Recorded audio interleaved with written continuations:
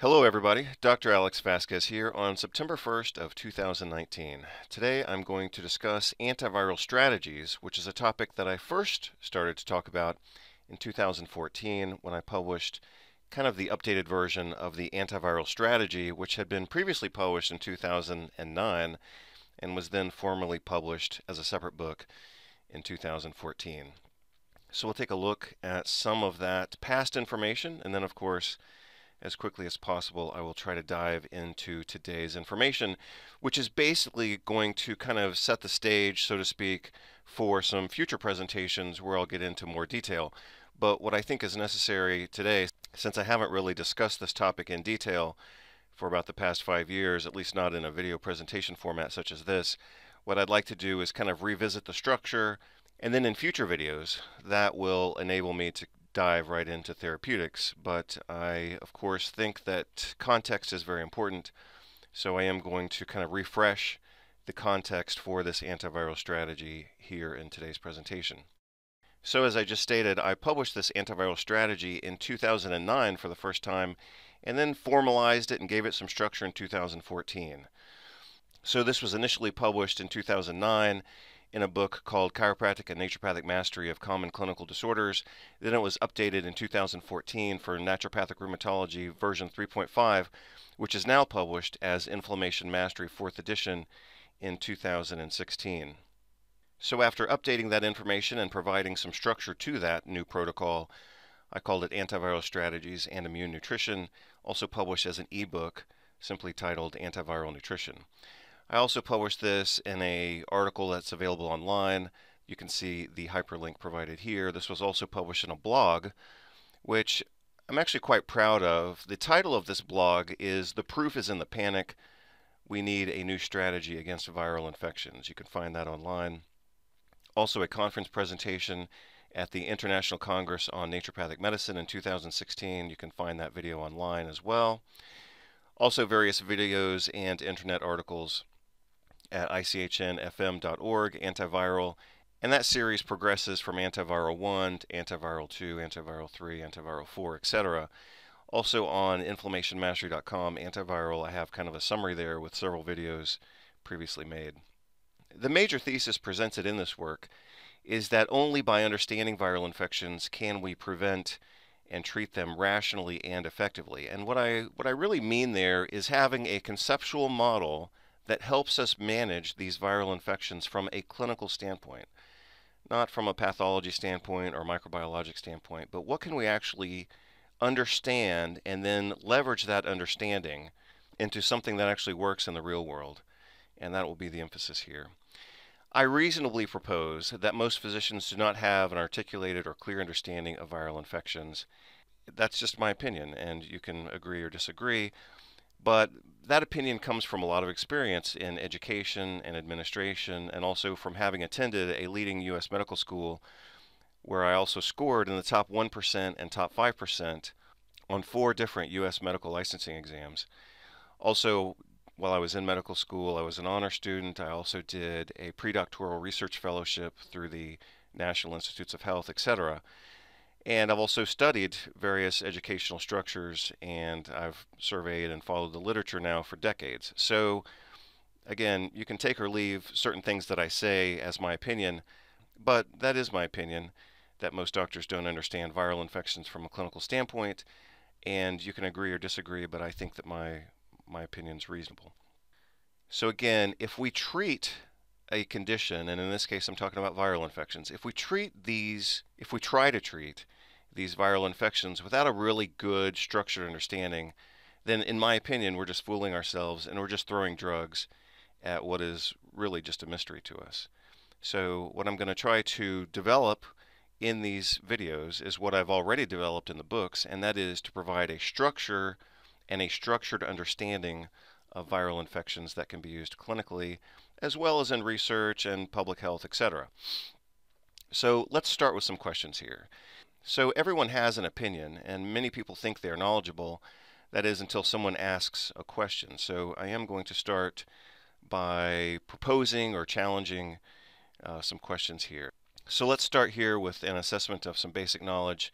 Again, I think that most physicians cannot answer these questions. So let's start with an open-ended question. Discuss the process of viral infection from start to finish. And then later we might advance that to provide an overview and then list specific nuances for common illnesses. So I'm sure that if you think about this question, you'll agree that it's a very reasonable question. Discuss the process of viral infection from start to finish. So we all talk about viral infections on the internet, in journal articles, in research conferences, in clinical conferences, etc.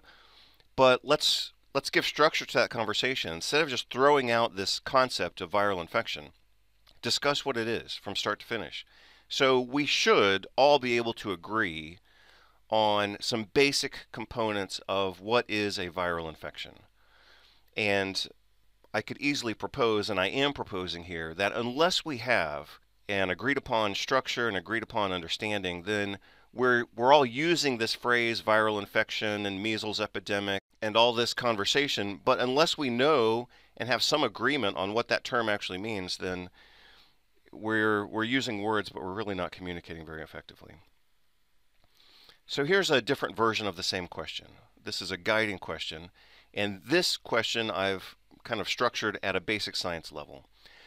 List the four main components of a viral infection. So what are the four main components of a viral infection?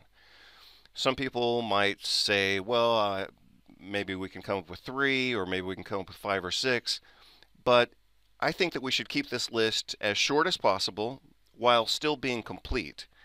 And in my review of the research and having studied this for 20-something years, I've come up with four main components, and I think that those components are the most important. Again, somebody else might say three components or six components or whatever. I've chosen four, and I would invite anyone to argue with me on this or debate in any manner whatsoever. But in my opinion, we can't say less than four, and we could say more than four, but I think that that would be unnecessary. So if we were to advance this question to a clinical level, the question would be phrased, or could be phrased in this way: list the four main components of a viral infection and provide conceptual interventions for each. And then provide actual clinical, real-world interventions, dose, risks, mechanisms, benefits, and any collateral benefits. So again, if we're going to discuss viral infections, we need to understand what we're talking about. We need to have a defined and structured understanding of what that concept means.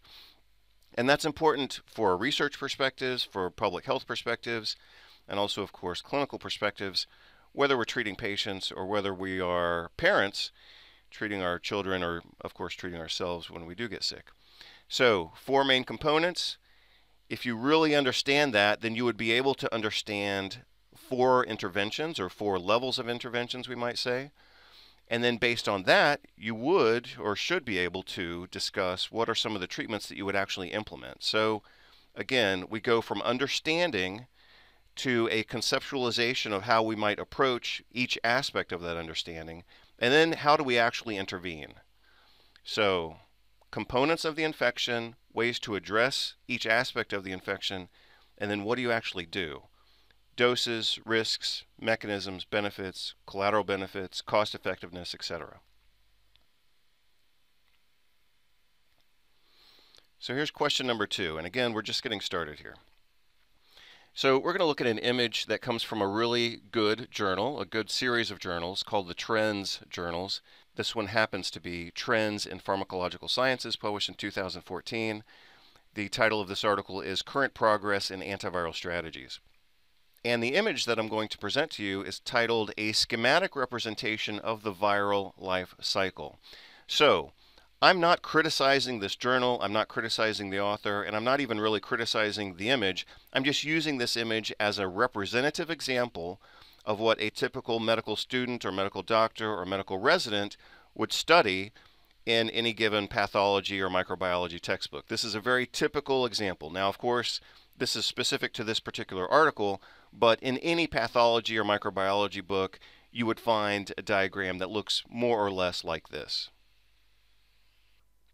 So again, I'm simply using this diagram as a representative example of how medical students are taught and how doctors are taught.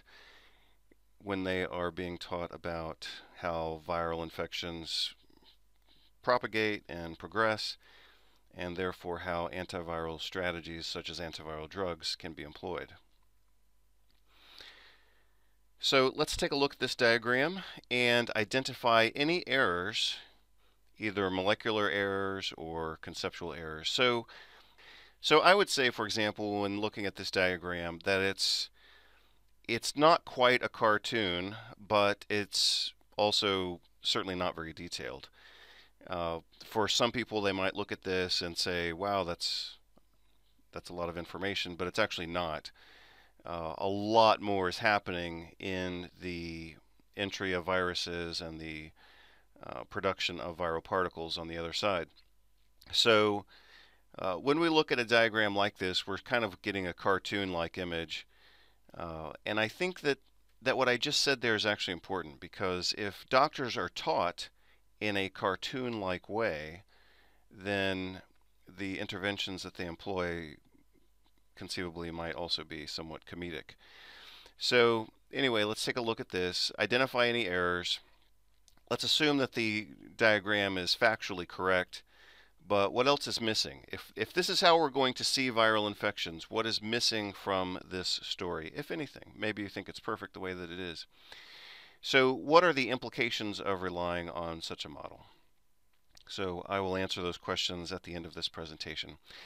While I was preparing this exact presentation that we're looking at right now, I did look at the medical literature to see what's kind of developed over the last couple of years. I found this book, Antiviral Strategies, from 2009. Very interestingly, this book does not contain a single chapter on nutrition or improvement of host defense. So I think some of you are probably picking up now on what I'm trying to convey here, and that is, if our model for viral infection is inadequate, then our treatments for viral infections will likewise be inadequate. So this is an entire textbook written for medical professionals, and again published in 2009, 13 chapters, not a single chapter on host defense or nutrition. And in my opinion, any reasonable conversation on antiviral strategies would have to mention host defense and nutrition to support a proper and effective and robust immune response. So how can that be excluded from this conversation on such a consistent basis? Ultimately, my goal here is to decipher and deconstruct the phenomena of viral infections so that we can have insights that lead to better treatments. I've studied viral infections in several different capacities, mostly independently after my graduate education, which for me started in chiropractic college. I graduated from chiropractic college in 1996.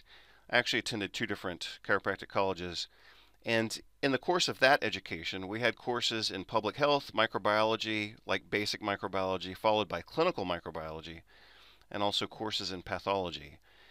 Because the treatment of infectious diseases was largely considered outside the scope of practice for chiropractic, these classes were treated in a very peripheral manner, and we had no conversation on therapeutics whatsoever, except we did have some conversation on maybe like how to treat a common cold, for example, in our clinical nutrition course, which was taught by a naturopathic physician. So again, that was my experience from having attended 2 different chiropractic colleges and graduating in 1996.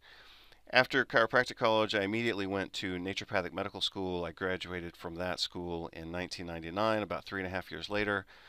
I was given some credit for previous education in anatomy, physiology, pathology. That's why I was able to do a 4-year program in 3.5 years. So in naturopathic medical school, we had excellent instruction in basic microbiology, which I actually had to repeat. So I took basic and clinical microbiology in chiropractic college, then I had to repeat those courses in naturopathic school. Again, basic microbiology, clinical microbiology, and I would say that our class was actually quite excellent. Then, throughout the duration of our education in naturopathic medical school, we also had antiviral strategies and antiviral therapeutics integrated into our other courses, such as gynecology, EENT or eye, ear, nose, throat, also pediatrics and dermatology.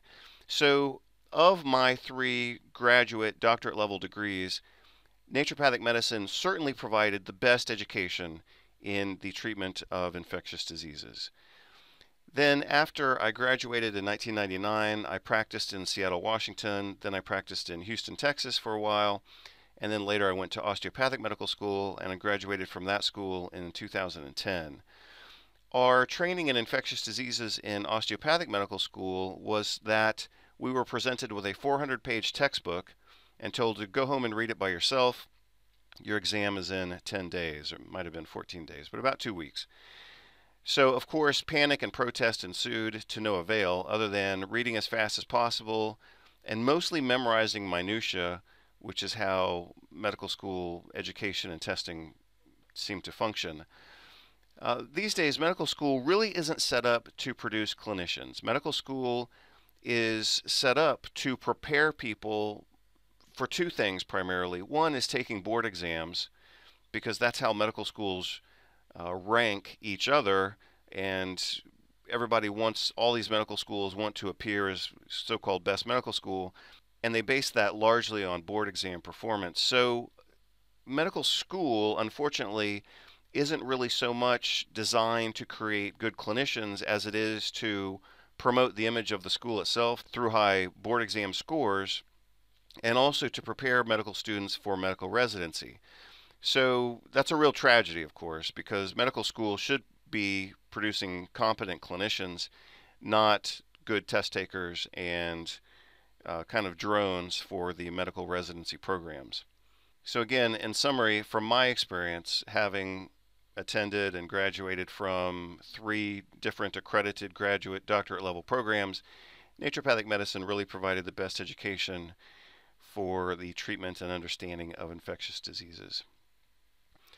As I said before, I consider this to be a legitimate tragedy that medical schools are not really preparing students for their roles as clinicians, but rather preparing them to take exams and then preparing them to work in medical residency programs. As a result, from the best I can tell, medical students and residents actually learn very little about infectious diseases, practically zero regarding vaccines, a little bit more perhaps about antiviral drugs, but they are taught nothing other than ridicule about clinical nutrition, and they learn absolutely nothing about higher level integrative nutrition and functional nutrition, such as I'm discussing in this series of videos and also, of course, in my books. So this ultimately becomes the perfect formula for producing arrogant professionals that know nothing other than how to endorse and rely completely on vaccines and antiviral drugs while kind of scoffing and belittling other options that they haven't even been trained in. So it's a kind of a dangerous educational formula. Let's look at some data that substantiates what I just said.